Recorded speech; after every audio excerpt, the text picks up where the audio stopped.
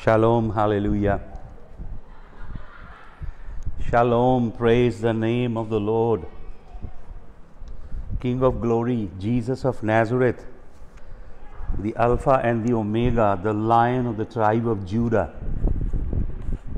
the way, the truth, and the life, the bread of life that descended from heaven, the fountain of life, the good shepherd, the light of the world. We bless you this evening. We glorify you. Hallelujah. We bless your precious name, Jesus of Nazareth, Yahushua HaMashiach. Thank you for your glorious name. Thank you for your wonderful name. Lord, we bless you. We praise you, Lord. Hallelujah. Hallelujah. Hallelujah. You came from heaven to earth to show the way. From the cross to the grave, my debt to pay. From the cross to the grave, from the grave to the sky, Lord, I lift your name on high. Lord, I lift your name on high. Lord, I love to sing your praises. I'm so glad you're in my life. I'm so glad you came to save us. Hallelujah. Hallelujah. Hallelujah. Hallelujah. दिया जीने को रंग रंग रंग, रूहे पाक किया संग संग संग, चौपान बनाओ एक अजब खुशी अनोखा मसा दिल जान बनाओ। संग लिया अंग संग लिया यीशु ने, दिया अपना जहन दिया अपना मसा, मोहे अपना रूप दिया। रंग लिया मोहे रंग लिया, रंग लिया मोहे रंग लिया यीशु ने, दिया अपना जहन दिया अपना मसा, मोहे अपना रूप दिया। रंग लिया मोहे रंग लिया। Hallelujah. Thank you, Jesus. मैं चढ़ जावां जे आसमाना दे उत्ते, ओथे है तू ही। मैं चढ़ जावां जे आसमाना दे उत्ते, ओथे है तू ही। बिछावा बिस्तरा पाताल दे विच, ओथे है तू ही। खुदाया तेरी रूह तो मैं भला नस के किधर जावा। हजूरी तेरी तो छिप के मैं केड़ी तरफ नूं नसा। Hallelujah. Jesus of Nazareth, Yahushua HaMashiach, you are the King of glory. You are the ruler of the universe. You conquered Hasatan. You conquered Hades. You conquered Thanatos. You conquered every demonic entity. And you ascended into heaven triumphantly. And you sat down at the right hand of the Majesty on high. All the angels, the cherubim, the cherubs, the Ophanim, the living creature, the archangel, and all the angels, be they power, dominions, authorities, they all bow down before you. We bow down, O sovereign King. We bow down before you. आज की शाम तेरे चरणों में झुकते हैं, तुझे सजदा करते हैं. हालेलुया. यही दुआ है, मोहे रख लहू के नीचे. यही सदा है, रख लहू के नीचे. नजात दहिंदे, रख लहू के नीचे. गाइए. खुदा के बर्रे, रख लहू के नीचे, रख लहू के नीचे, रख लहू के नीचे, नीचे रख लहू के नीचे.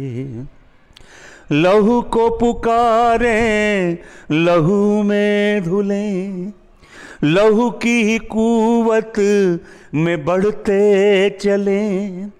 लहू से मोहब्बत की कलियां खिले, लहू से मोहब्बत की कलियां खिले.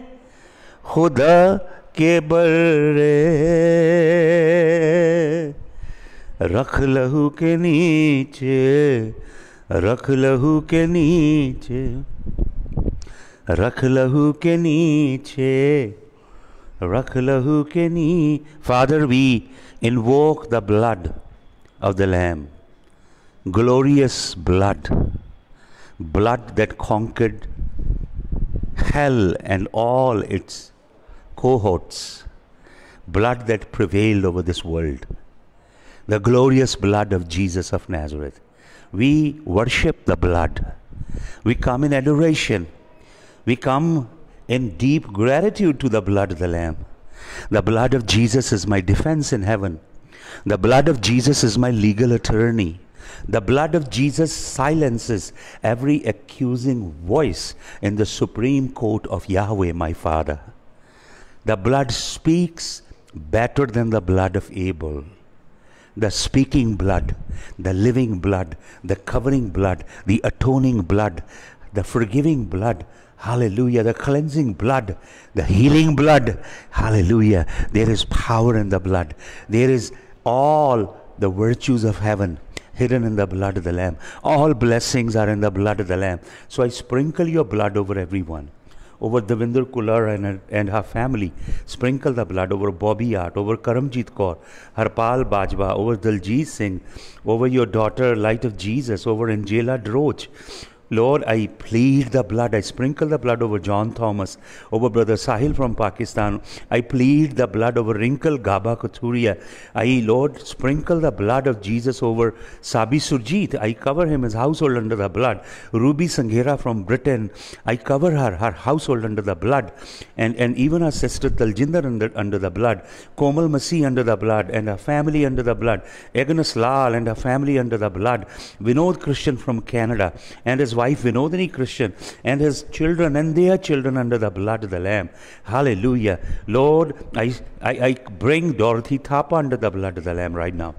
Inder Preet Singh, I cover him under the blood and his household, Lord God. Hallelujah. Lord, I cover my wife Renu Bala under the blood. I cover Bahadur Singh Akash under the blood of Jesus of Nazareth. Hallelujah. I speak the blood over your people, Lord. I speak the blood. I speak the blood over Sunita Kaur from Britain and her daughters and her entire household. Lord, I speak the blood. I cover them all under the blood. Hallelujah. Thank you, Jesus. I cover Akansha under the blood of Jesus of Nazareth. I cover Amrish Kumar under the blood of Jesus of Nazareth. Gurpreet Singh, I cover them under the blood of Jesus, under the blood, Akansha Kumari and your family under the blood of the Lamb. Amarjit Kaur, cover everybody under the blood. Everyone online under the blood. Under the blood. Hallelujah. We are protected. Your blood is the pavilion of our life. Your blood is a fortress for our soul. We hide in your blood. We are secure firmly. No plague will touch. No pestilence that stalks in the earth will ever come nigh. Hallelujah. With our own eyes, we shall see the reward of the wicked. Thank you, Lord, the amazing, glorious power of the blood that keeps us, protects us, and hides us. Hallelujah. Hallelujah. Over Renu Kathuria, Lord, let the power of the blood, over Kundan Shah and his household, let the power of the blood be unleashed. Hallelujah. Let the power of the blood. Hallelujah. Power. Let everybody experience the amazing power in the blood of Jesus. And Lord, protect this message under the blood. Bisht Mani, I cover you and your household under the blood. Brother Emmanuel Sahota, I cover you, your children and your family under the blood. I invoke the blood. Hallelujah. The high priest used to sprinkle the blood. He used to cover the nation of Israel under the blood of the animal. But we, the royal priest, the kingly priest, what glorious privilege we have. We can cover God's sheep under the blood of Jesus, under the living blood. Hallelujah, the conquering blood, powerful blood of Jesus. तेरा धन्यवाद हो यीशु मसीह। आज की शाम हम तेरे नाम को ऊंचा करते हैं। तेरे कलाम पे जब हम मनन करते हैं, खुदावन तेरे रूह की कुदरत तेरे लोगों को छुए। तेरा नाम ऊंचा हो यीशु मसीह के नाम में, आमीन। हालेलुया। परमेश्वर के वचन में से कुछ बातें आपके संग बांटने जा रहा हूँ। अब बड़े ध्यान से सुनिएगा, बाइबल में से वचन पढ़िए, नोट्स बनाइए, प्रभु के कलाम का अध्ययन कीजिए। मैं आपको एक वचन देता हूँ, मलाकी नबी की पुस्तक 3 अध्याय का 6 वचन, जल्दी से पढ़िए। मलाकी 3 का 6। वहाँ पे प्रभु यहोवा अपनी प्रजा से मलाकी नबी के द्वारा ये वचन कहता है, जबकि इस्राएली प्रजा परमेश्वर से बहुत चतुराई से पेश आ रही है। वो वापस लौटे हैं, लेकिन अगर हज्जई नबी की पुस्तक पढ़ेंगे 1 अध्याय, जब वो गुलामी से बाबुल की वापस लौट आए, एजरा, नेहेमिया, ज़रूब्बाबिल, 3 ग्रुप में, 3 जत्थों में वो वापस लौटे, तो वापस लौट के वो लोग अपने लिए घर बना रहे हैं। पैनल्ड हाउसेस, प्रभु कहता है तुम खूबसूरत लकड़ी के घर अपने लिए बना रहे हो, और प्रभु यहोवा की हजूरी का संदूक बाहर पड़ा हुआ है। वो वापस लौटे और कंप्लेसेंट हो गए और अपनी प्रॉस्पेरिटी ढूंढने लगे, प्रभु की ओर नहीं मुड़े। तो प्रभु क्या कहता है? प्रभु अपना वचन भेजता है। मलाकी में बहुत सी बातें हैं, गहरी बातें जो यहोवा अपनी प्रजा से करता है। मलाकी 3 की 6 में यहोवा परमेश्वर कहता है, I am the Lord your God and I change not. मैं यहोवा हूं, मैं कभी बदलता नहीं। मसीह लोगों को ये बात अच्छी तरह समझ लेनी चाहिए कि यहोवा परमेश्वर कभी बदलता नहीं। Hallelujah. I am the Lord your God and I do not change. आपको मालूम हिब्रू वर्ड क्या है यहाँ पे चेंज के लिए, बदलने के लिए? हिब्रू वर्ड है शना। शना का मतलब I do not change, that's the Hebrew word शना। और इस वर्ड का मतलब क्या है? ग्रीक में इसका मतलब है ट्रांसम्यूटेट। ट्रांसम्यूटेट नहीं होता, मैं प्रभु यहोवा कहता। ट्रांसम्यूटेशन समझते हैं आप? एक रूप को छोड़ के दूसरा रूप ले लेना। प्रभु यहोवा बहुरूपिया नहीं है। वो पृथ्वी पे लोगों को अलग अलग रूप में नहीं मिलेगा। जैसे बहुत सारे लोगों का मत है कि परमेश्वर अलग अलग रूप में लोगों को मिलता, अलग अलग कल्चर में, अलग अलग सिविलाइजेशन में, अलग अलग संस्कृति में। प्रभु यहोवा कहता है I do not change. Hebrew word is शाना which means transmutation. God says I do not transmutate, there is no transmutation in me. Transmutate का मतलब होता है to duplicate, to change from one form into another. एक सूरत से दूसरी सूरत में बदल जाना। प्रभु यहोवा ऐसा नहीं करता, वो कभी नहीं बदलता। बाइबल में लिखा यीशु मसीह आज, कल और युगानुयुग एक जैसा है। क्यों? इस अद्भुत परमेश्वर पे जो अब्दी चट्टान है, आप भरोसा कर सकते हैं। आप विश्वास, आपकी आशा का लंगर धस सकता है पर्दे के पीछे, और आपकी आस्था, बल्कि आपका गहरा विश्वास रेस्ट कर सकता है फर्मली, क्योंकि हमारा परमेश्वर कभी बदलता नहीं, यीशु मसीह कभी बदलता नहीं। हालेलुया, हालेलुया, धन्यवाद हो। तो इसका मतलब क्या है कि प्रभु बदलता नहीं? प्रभु की व्यवस्था बदलती नहीं, प्रभु की विधियां बदलती नहीं, प्रभु के मार्ग बदलते नहीं, प्रभु की वेलोसिटी चेंज नहीं होती, प्रभु के काम करने का ढंग चेंज नहीं होता, प्रभु के विधान, प्रभु का स्वभाव बदलता नहीं, प्रभु की महिमा बदलती नहीं, प्रभु का वचन बदलता नहीं, प्रभु की ज़ात बदलती नहीं, प्रभु का कैरेक्टर बदलता नहीं है। वो हमेशा के लिए यकसा है। आपको मालूम प्रभु ने जीवन का वृक्ष बनाया क्यों? आज मैं 2 वृक्षों के विषय में आपको बताने जा रहा हूँ। Tree of life, the tree of knowledge of evil and good, 2 trees के विषय में। तो जेनेसिस चैप्टर 2, जेनेसिस चैप्टर 3 में हम पढ़ते हैं जीवन के वृक्ष के विषय में, और फिर हम प्रकाशित वाक्य 2 में और प्रकाशित वाक्य 22 में 2 बार पढ़ते हैं जीवन के वृक्ष के विषय में। परमेश्वर काफ़ी बार जीवन के वृक्ष के विषय में बात करता है, और प्रभु यहोवा ने आदम से कहा कि जितने वृक्ष मैंने बनाए हैं वो सब का फल तुम खा सकते हो, केवल एक ट्री है, भले और बुरे के ज्ञान देने वाले वृक्ष का फल तुम नहीं खाना।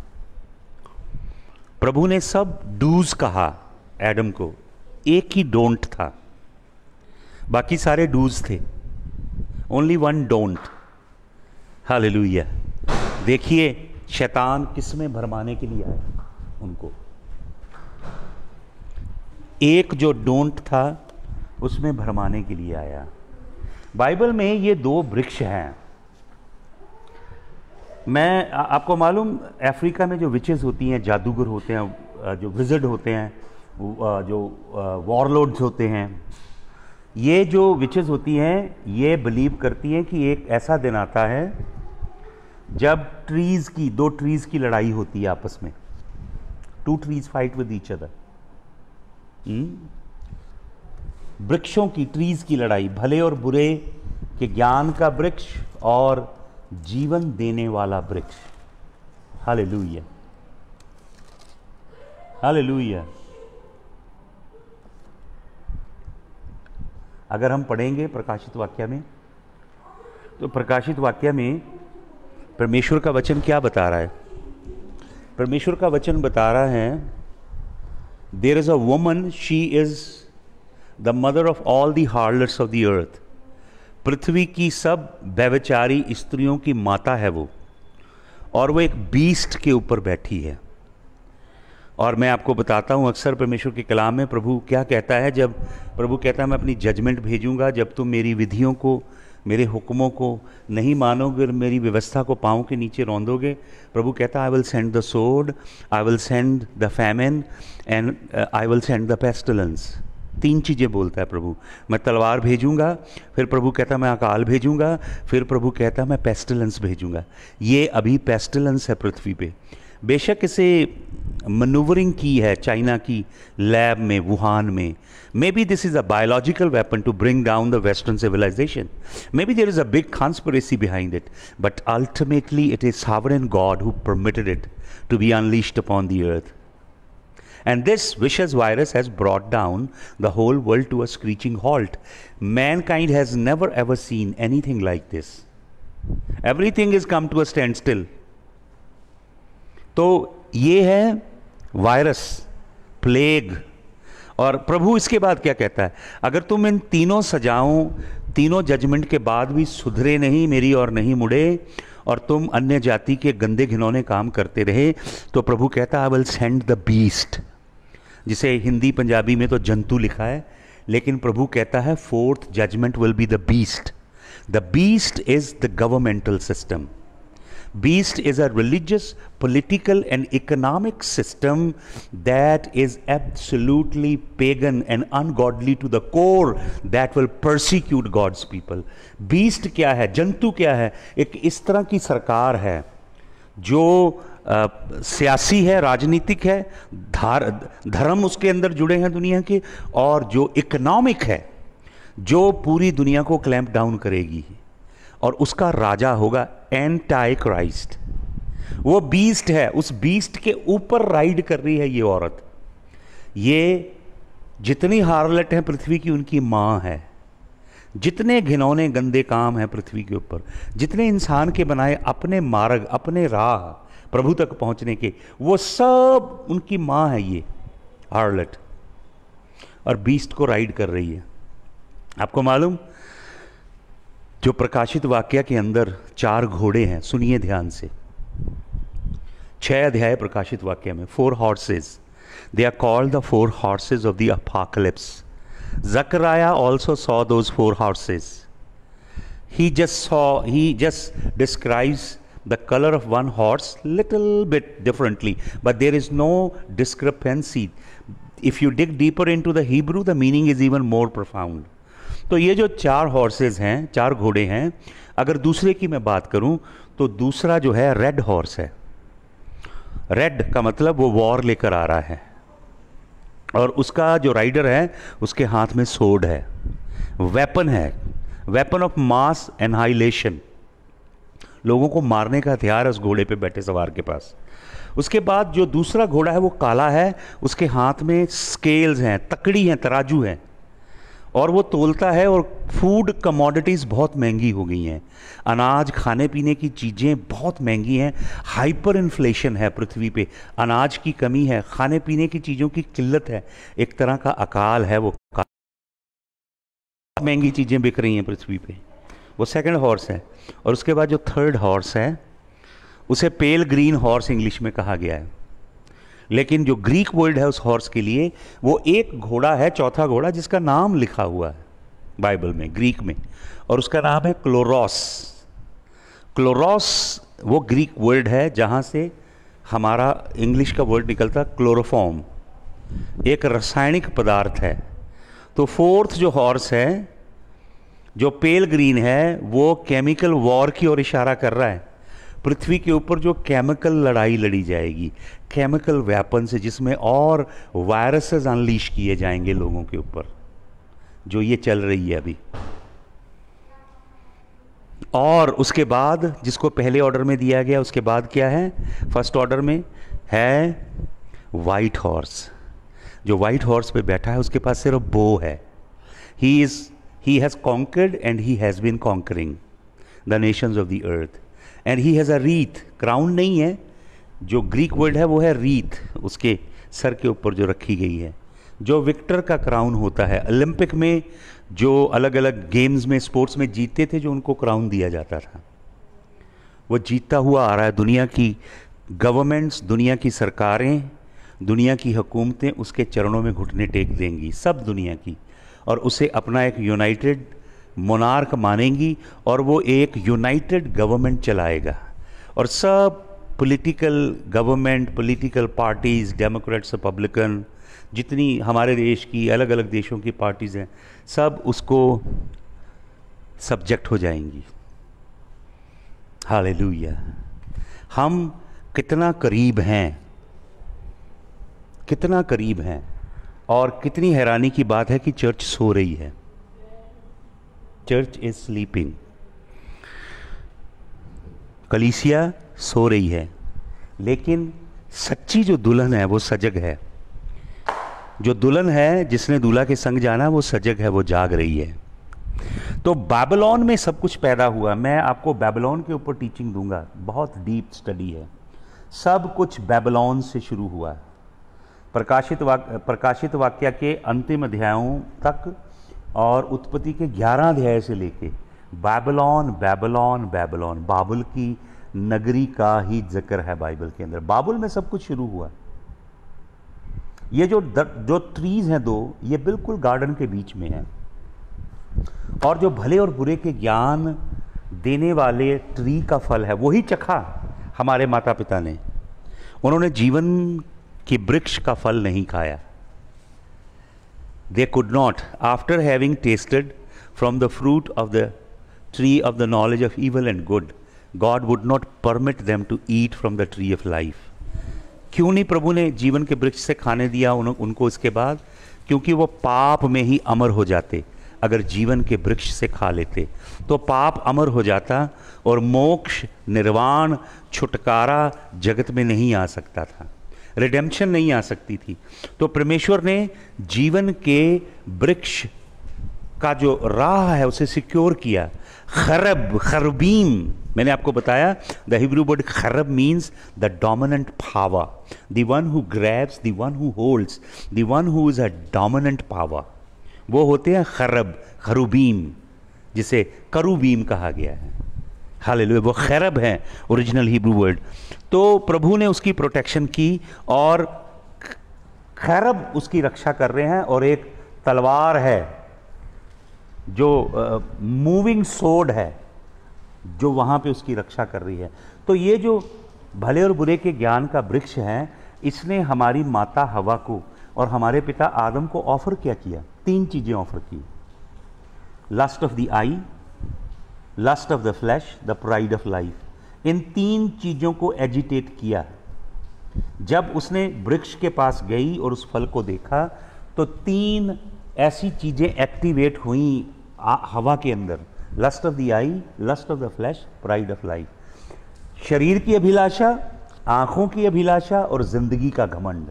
और आपको मालूम यूहन्ना अपनी पत्री में क्या लिखता है? वो लिखता है संसार में जितना पाप है, संसार में जो भी बुराई है, संसार में जो भी अंधेरा है, वो ये 3 चीज़ें ही हैं। Lust of the eye, lust of the flesh and pride of life. आंखों की अभिलाषा, शरीर की अभिलाषा और जीवन का घमंड। आपको मालूम लस्ट के लिए वर्ड क्या है? ग्रीक वर्ड, सुनिए ध्यान से, जिसे हम अभिलाषा कहते हैं, ख्वाहिश कहते हैं, अंग्रेजी में लस्ट कहते हैं, लेकिन असली भाषा में क्या वर्ड है? सुने ध्यान से। लस्ट के लिए असली वर्ड है, असली जो शब्द है एपिथुमिया। एपिथुमिया, समझ रहे हैं आप? एपिथुमिया का मतलब है lust for something that is forbidden. कोई ऐसी चीज जो प्रभु नहीं चाहता उसके लिए हम लस्ट करते हैं, दैट इज कॉल्ड एपिथुमिया। और इसका मतलब है excessive desire to fulfil the lust of the flash.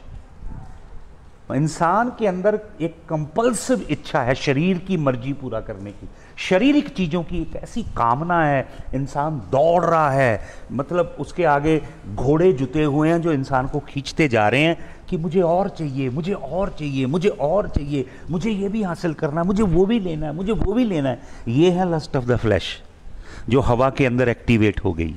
उस फल ट्री के पास जब गई और उसका फल जब खाया तो ये चीज़ एक्टिवेट हुई उसके अंदर, एक्सेसिव डिज़ायर। आपको मालूम एक्सेसिव डिज़ायर का मतलब क्या होता है?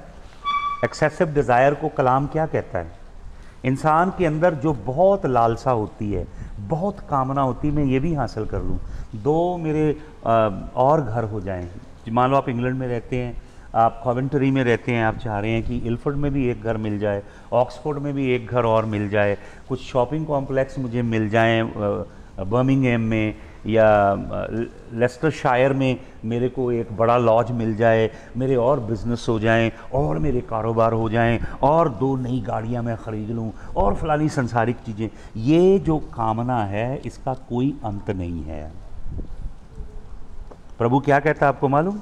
प्रभु एक बंदे को देख रहा है, वो बंदा शाम को ये सलाह कर रहा है, अरे मैं तो कितना धनी हूँ, मैंने तो कितनी फसल हुई मेरे, oh I am so blessed, hallelujah, I am super blessed. ऐसे कहते हैं ना कहीं, बड़ा अमीन, बड़ी बरकत, आई एम सुपर ब्लेस्ड। कितनी मटीरियल ब्लेसिंग है। केवल मटीरियल ब्लेसिंग के संगी लोगों को जोड़ते हैं वो, बस संसारिक चीज़ें, लोहा लंगर संसार का। तो प्रभु एक बंदे को देखता है, वो कह रहा है कि मेरा तो इतना फसल हुई है, मेरे को तो नए गोडाउन बनाने पड़ेंगे, मुझे तो फलानी चीज़ें तोड़नी पड़ेंगी, मैं तो बहुत धनी हो गया। यीशु मसीह उसे देख रहे हैं, और यीशु मसीह देख रहे हैं कि वो बंदा कल मरने वाला है।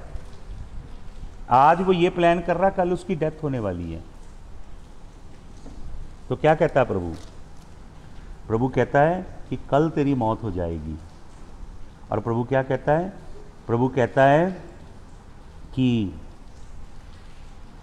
इंसान के लिए क्या अच्छा है कि वो सारी दुनिया को कमा ले और अपने प्राणों की हानि कर ले। उसको क्या फ़ायदा है इसका? भाई और बहनों, ये जो यीशु मसीह को पेश किया गया ना एक प्रोडक्ट बना के कि यीशु मसीह में आओ, यीशु मसीह के द्वारा आपको संसार की सारी चीज़ें मिलेंगी, गाड़ियाँ, बंगले, रियल एस्टेट, बिजनेस, जॉब्स, विदेशों के वीज़े लग जाएंगे, बैंक अकाउंटों में पैसे आ जाएंगे। यीशु मसीह को ऐसे मैजिकल जिन्नी की तरह पेश किया गया, जो चिराग में से जिन निकलता है ना और बोलता बोलो मेरे आका मैं क्या करूं। ऐसा करके यीशु मसीह को पेश किया गया जो आपका नौकर है, आपके काम करने के लिए आया है। यीशु मसीह का सच्चा वचन नहीं बताया गया। यीशु मसीह कहते हैं जो मेरे पीछे आना चाहे वो अपने आप का इनकार करे और क्रूस को उठा के मेरे पीछे हो ले। यीशु मसीह कहते हैं तंग फाटक में से घुसो और तंग मार्ग पे चलो, क्योंकि चौड़ा है वो मार्ग जो मौत की ओर लेके जाता है और तंग है वो फाटक जो जीवन की ओर लेके जाता है। यीशु मसीह क्या कहते हैं? यीशु मसीह कहते हैं कि जो हल पे हाथ रख के पीछे देखता है मेरे राज्य के योग्य नहीं। यीशु मसीह कहते हैं जो अपने माँ बाप, बहन, भाई को, और लूका की इंजील में कहते हैं अपनी पत्नी, बच्चों को मुझसे ज़्यादा प्यार करता है, वो मेरे राज्य के लायक नहीं। यीशु मसीह की शिक्षा देखें, अपने आप का इनकार करने की है, अपने आप को क्रूस पे चढ़ाने की शिक्षा है। ये शिक्षा नहीं है इन झूठे नबियों, प्रचारकों, प्रेरितों के पास। ये कौन सी गॉस्पल है? ये है एपिथूमिया। एपिथूमिया का मतलब लस्ट। ग्रीक में वर्ड है एपिथूमिया, लस्ट। एक ऐसी इच्छा की बहुत हो और वो इच्छा कभी समाप्त नहीं होती है। ऐसी इच्छा, मतलब मेरे पास 4 चार्टर्ड प्लेन हैं, 2 हैंगर्स हैं, लेकिन एक बड़े पादरी साहब अमेरिका में कहते नहीं, मुझे दूसरा चाहिए जो $200 मिलियन का है। I need another one, I need another jet, I need another jet. वो खुद भी इसका शिकार हैं और अपनी कलीसिया को भी यही सिखाते हैं। आप अपने लिविंग रूम में, अपनी किचन में, अपने बेडरूम में, इवन आप अपने बाथरूम के अंदर भी तस्वीरें लगा के रखो। जो कार आपको चाहिए, जो बंगला आपको चाहिए, उसकी तस्वीर लगा के रखो, जो जो आपको चाहिए, और कन्फेस करो, बोलो, मिरर में खड़े होके बोलो। ये लॉ ऑफ अट्रैक्शन है, शैतानी लॉ ऑफ अट्रैक्शन, जो लोग प्रभु का नाम लेके लोगों को सिखा रहे हैं। आपको मालूम, ये जो एक्सेसिव डिज़ायर है इंसान की, जिसे मैंने आपको अभी ग्रीक वर्ड दिया है एपिथूमिया, ये जो इंसान के अंदर भूख है, हवस है संसार की चीज़ों के लिए, इसे बाइबल में कहा जाता है कावचियसनेस। कावचियसनेस समझते हैं आप क्या है कावचियसनेस? पढ़िए एक वचन कुलिस्सियों की पत्री में, आइए Colossians chapter number 4 and verse number 5। अब मैं आपको बताने जा रहा हूँ कि ये कावचियसनेस है क्या। ये ग्रीड है, लेकिन ये अलग किस्म की ग्रीड है, संसार की चीज़ों का लोभ है ये। सुने अब क्या है, कुलिस्सियों 3:5 प्रेरित पौलुस क्या लिखता है? इसलिए तुसी अपने अंगां नूं जो धरती उत्ते हन मार सुट्टो, अपने अंगां नूं मार सुट्टो, अर्थात हरामकारी, गंदमंद कामना, बुरी इच्छा अते लोभ। लोभ, कामना के लिए वही वर्ड है एपिथूमिया। तो जो बुरी इच्छा अते लोभ, यहां पे इंग्लिश का वर्ड है कावचियसनेस। लोभ, ये लोभ क्या है? ये मूर्ति पूजा है। जो आपको लोभ है ना, पढ़िए कुलिस्सियों 3:5, जो ये लोभ का प्रचार है, संसार की मटीरियल चीजों को इकट्ठा करना है आपने यीशु मसीह का नाम इस्तेमाल करके, और सुपर ब्लेस होना है आपने, यीशु मसीह का नाम यूज करना है, और आपने स्क्रिप्चर यूज करने हैं, कलाम यूज करना है, कलाम को इस्तेमाल कर करके दुनियावी चीजें इकट्ठी करनी है। और आपने अगर बीजना भी है ना प्रभु के लिए, दशमांश देना है, ऑफरिंग देनी है, तो भी इस इरादे से देनी है कि आपको बहुत ज़्यादा संसारी चीज़ें मिलें उसके द्वारा। ये है लोभ, पढ़ लें कुलिस्सियों 3:5। दिस इज कावचियसनेस, और ये मूर्ति पूजा है। करते हो आप मूर्ति पूजा? बताइए मुझे। आप अन्य जाति को बोलते आप मूर्ति पूजक हो। सबसे ज़्यादा मूर्ति पूजक हैं प्रॉस्पेरिटी गॉस्पेल वाले। आप जो यीशु मसीह को सीढ़ी बना रहे हो संसार की चीजें इकट्ठी करने के लिए।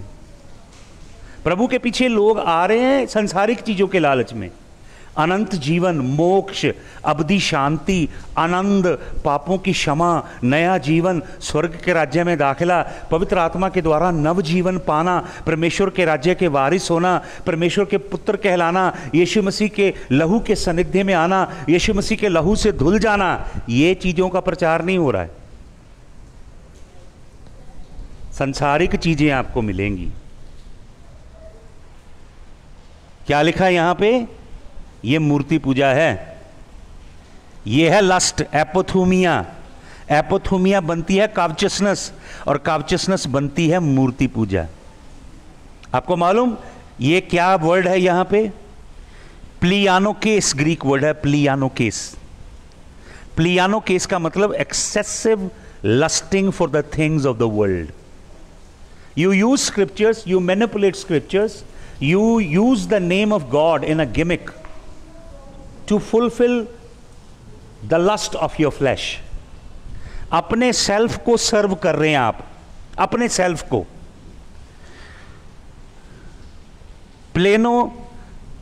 प्लियानोकिट ग्रीक वर्ड है, प्लियानोकिट। लस्ट है संसारिक चीजों की, एक्सेसिव डिजायर। और ये है मूर्ति पूजा। जा more cars, more houses, more money in the bank, more clothes in the wardrobe, bigger house, फलाना ढिमका, ये बोलते हैं प्रॉस्पेरिटी गॉस्पेल। और बोलते हैं जितना आप प्रॉस्पर हो ना उतना ही आपको ब्लेसिंग मिली। अरे भाई, काहे को शैतान को मूर्ख बनाने दे रहे हो आप अपने आप को? हु बिविच्ड यू, प्रेरित पौलुस कहता है। तुम्हें किसने, तुम्हारे ऊपर किसने जादू कर दिया है गलतियों, प्रेरित पौलुस कहता है। प्रभु का दास क्या कहता है प्रेरित पौलुस? प्रेरित पौलुस कहता है, I have learned to be content with what I have. Hallelujah. और प्रभु का दास क्या कहता है? Godliness with contentment is a great gain. Paul talks about being content with what God has blessed you with. This goes absolutely in the opposite direction in which these so-called pseudo-prosperity gospel preachers are dragging you. फिलिपियों की पत्री उसके 4 अध्याय को पढ़िएगा आप। प्रेरित पौलुस फिलिपियों की पत्री जब लिख रहा है, प्रेरित पौलुस फिलिपियों की कलीसिया को अप्रिशिएट करता है, क्योंकि फिलिपियों की कलीसिया एक ऐसी कलीसिया है जो प्रभु से बहुत प्यार करती है, और उस कलीसिया ने प्रभु के दास से भी बहुत प्यार किया है। मैंने आपको फिलिपियों की कलीसिया के ऊपर 4 या 5 घंटे की टीचिंग दी है, अगर आपको याद हो।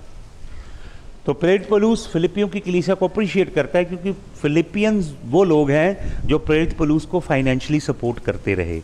पॉल जहाँ जहाँ गया दूर दूर देश में, वो लोगों के हाथ पैसा, रिसोर्सेज या जो चीज़ों की पौलुस को ज़रूरत होती थी भेजा करते थे। पौलुस उन्हें अप्रिशिएट करता है इसी एपिसल के अंदर, उसके 4th चैप्टर में। और पौलुस ये पत्री लिख रहा है रोमन जेल से, रोमन डंजन से। और पॉल की ये फाइनल इम्प्रिजनमेंट है। पॉल 2 बार पहले जेल में जा चुके, फाइनल इम्प्रिजनमेंट है। और पौलुस जानता है कि अब वो यीशु मसीह के नाम के लिए शहीद हो जाएगा, उसका सर कलम कर दिया जाएगा। He is going to be martyred for the king of glory. And Paul chose this. Paul knew that he is gonna die. Paul the apostle chose to travel to Rome. He appealed unto Caesar. He stood before Felix and King Agrippa, before so many high-profile dignitaries in the Roman Empire, because Paul wanted to broadcast the name of Jesus. यीशु मसीह के नाम को रोमी empire में फैलाना चाहता था पौलुस, और अपना लहू दे के फैलाना चाहता था। इसलिए उसने कैसर के आगे अपील की। Paul had no crime that he would become the prisoner of Roman government. आपको मालूम पौलुस क्या लिखता है? रोम की, सीजर की, कैसर की जेल में है, लेकिन पौलुस लिखता है, मैं प्रेरित पौलुस जो यीशु मसीह का बंधुआ गुलाम हूं। वो ये नहीं लिखता मैं कैसर का गुलाम हूं या कैसर की जेल में हूं, कहता प्रिजनर ऑफ क्राइस्ट, मैं मसीह का गुलाम हूं। ऐसा अद्भुत संत है प्रेरित पौलुस। और जब उसका सर कलम होने वाला है, वो तिमोथियस को लिखता है, वो प्रिजन एपिसल्स हैं, फाइनल लेटर्स हैं। वो पौलुस को अपने विश्वास में पुत्र को क्या कहता है? मैंने अच्छी कुश्ती लड़ी है, मैंने अपनी दौड़ पूरी कर ली है। हालेलुया। जरा कल्पना करें भाई और बहनों, ये परमेश्वर का अद्भुत संत जिसकी शिक्षा को लेके लोग प्रॉस्पेरिटी कल्ट बनाते हैं, ये परमेश्वर का अद्भुत संत रोमन जेल में जब सेकंड टाइम था, तो तिमोथी का फर्स्ट एपिसल और सेकंड एपिसल पढ़िएगा उनको ध्यान से। तो क्या लिखता है तिमोथी को? तिमोथी को कहता है कि सर्दी आ रही है, मेरा जो ओवरकोट है वो फलाने बंदे के घर में है, वो उसके हाथ में भेज देना। एपाफ्रोडिटस, टिचिकस, ये लोग थे जो इनकी प्रभु के दास के जेल में मिलने आते थे, कुछ संग में रह के सेवा करते थे प्रभु के दास की। मेरा ओवरकोट भेज देना। उसके पास वार्डरोब नहीं थी बहुत ज़्यादा कपड़ों की, बहुत ज़्यादा चॉइस नहीं थी उसके पास बढ़िया बढ़िया ड्रेसेस पहनने की। He saying winter is coming, send my overcoat to keep my body warm. और क्या मंगवाता है कि वो जो पार्चमेंट हैं, पेपरियस और लेदर स्क्रोल हैं, जिनके ऊपर यहोवा का जिंदा कलाम लिखा है, वही मेरा खजाना है, वही मेरी धरोहर है, वो मैं फलाने भाई के घर में छोड़ आया हूँ, उनको भेज देना। ये है सबसे बड़ा प्रॉस्पेरिटी का पापा डैडी जी हैं ये प्रेरित पौलुस। ये लिख रहा है फिलिपियों की कलीसिया को, I have learned to be content, मैंने हर हाल में रहना सीख लिया है। और ये लिखता है पत्री में, contentment with godliness is great gain. Hallelujah. How stark and bleak is the teaching and the doctrine of pseudo false prosperity that so many people are promulgating and deceiving people. Hallelujah. I have learned to be content in whatever condition the Lord keeps me, and I am now ready to depart. ये learn करना पड़ता है भाइयों और बहनों, containment. Paul कहता है मैंने सीखा है कंटेंट रहना।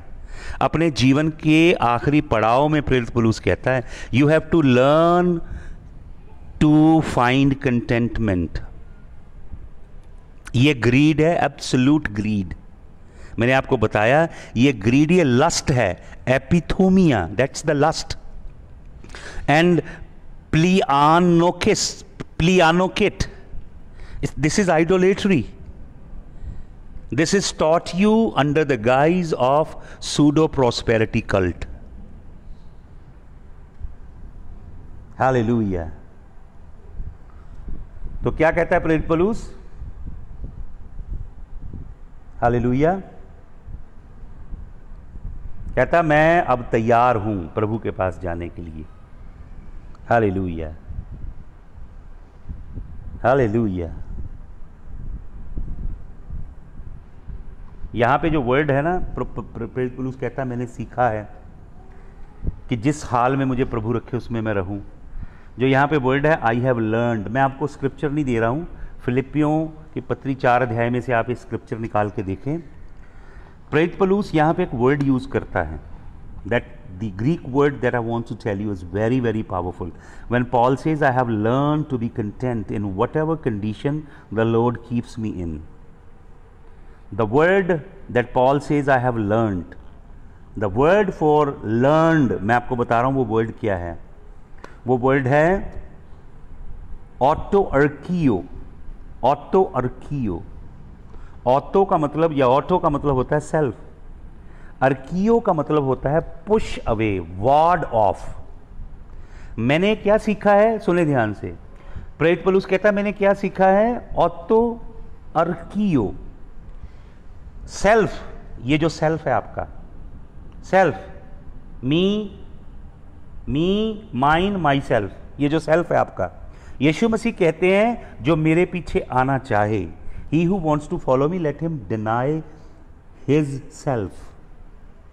अपने आप का, आपका जो अपना वजूद है ना, अपनी एग्जिस्टेंस है, आपकी जो अपना पर्सोना है, उसको आप ना कहते हो और प्रभु को आप हाँ कहते हो। सुनो पौलुस क्या कहता है, जब कहता है मैंने सीख लिया है, सीखने के लिए वर्ड है ऑटो अर्कियो। ऑटो का मतलब होता है सेल्फ, अपने आप को, अपने सेल्फ को। अर्कियो का मतलब पीछे धकेल देना। मैंने अपने आप को, जो मेरा सेल्फ है, जो मेरे अपने शरीर की अभिलाषा है, उसको मैंने पीछे धकेलना सीख लिया है। मैं अपने शरीर की अभिलाषा की पूर्ति नहीं करता। जब मेरा शरीर अपने शरीर की मांग रखता है मेरे आगे, मैं उसे डिनाई करता हूँ। जब मेरी आंखों की अभिलाषा आके अपनी इच्छा मेरे आगे रखती है, मैं अपनी आंखों की अभिलाषा को डिनाई कर देता हूं। Hallelujah. I ward off, I walk away, I push them aside. That's the word autoarchio. I have learned, कहता मैंने ये करना सीख लिया है, पुश करना सीख लिया है। हवा ने ये नहीं करना सीखा। लस्ट ऑफ द आईज, आंखों की अभिलाषा, लस्ट ऑफ द फ्लैश, शरीर की अभिलाषा, एंड प्राइड ऑफ लाइफ। उसने देखा और ये तीनों चीजें उसके आगे आई। शी शुड हैव डन ऑटोआर्कियो, उसको इनको पुश करना चाहिए था परे। She should have ward them off, she should have denied them, but she didn't. Hallelujah. She accepted it. Self की सर्विस, समझ रहे हैं आप?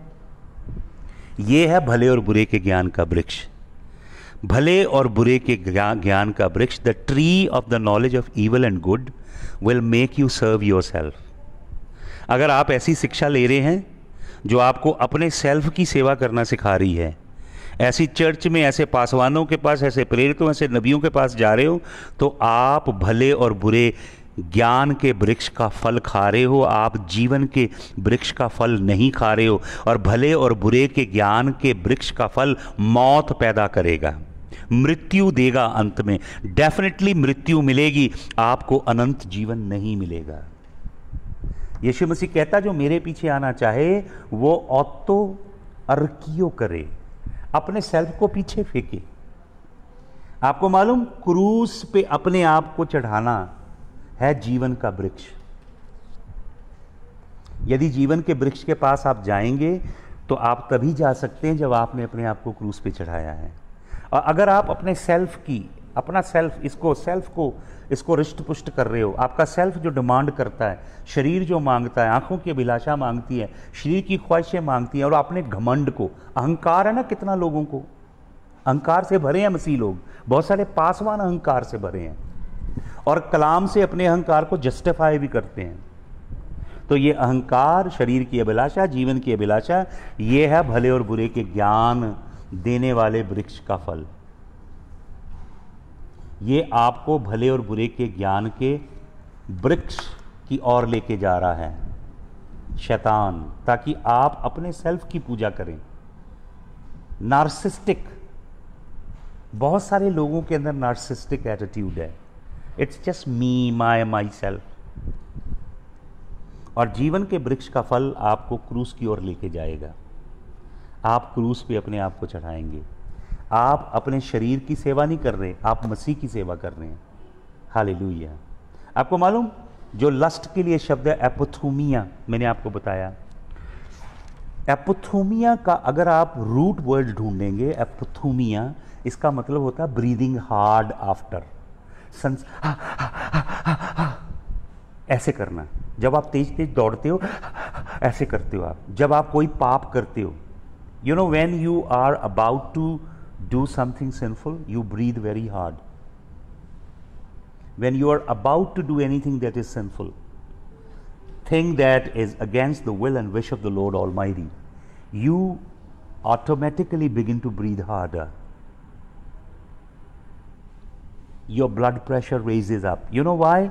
Because your blood is actually forbidding you from doing what you are doing. Your whole system is denying you. Your whole system is stopping you to enter into that sinful thing. But आप क्या कर रहे हैं? एपोथुमिया, एपिथोमास। Thomas का मतलब होता है breathe hardly. Hallelujah. आप क्या करते हो? आप अपने जीवन को ऐसा बना रहे हो, संसार की चीज़ों की दौड़ के पीछे भागते हुए, सुपर इम्पोज करके अपनी लाइफ को कवर कर रहे हो हार्ड ब्रीदिंग से। ये जो एपोथुमाए है ना, इसके विरोध, इसके उलट क्या है? वचन में लिखा है परमेश्वर की शांति। हालेलुया। प्रभु के कलाम में क्या लिखा है? प्रभु के कलाम में लिखा है किसी बात की चिंता मत करो। वरन हर बात में तुम्हारी प्रार्थना, विनतियाँ धन्यवाद के सहित परमेश्वर के सिंहासन के आगे पेश की जाएं, तब परमेश्वर की शांति जो मनुष्य की समझ से परे है, मसीह में तुम्हारे मन और दिल को सुरक्षित रखेगी। हालेलुया। आपकी हर केयर, आपके जीवन का हर कंसर्न, आपके जीवन की हर ज़रूरत प्रार्थनामयी ढंग से विनती निवेदन करते प्रभु यीशु के चरणों में रख दीजिए। जब आप ऐसा करेंगे तो परमेश्वर की शांति, शांति के लिए ग्रीक वर्ड है आइरीन। बहुत सारी औरतों का नाम होता है आइरीन, लेकिन हिब्रू वर्ड है शालोम। ग्रीक उतनी डीप नहीं जितनी डीप हिब्रू है। हिब्रू में वर्ड है शालोम। शालोम का मतलब है nothing broken, nothing missing, everything completely complete and perfectly perfect.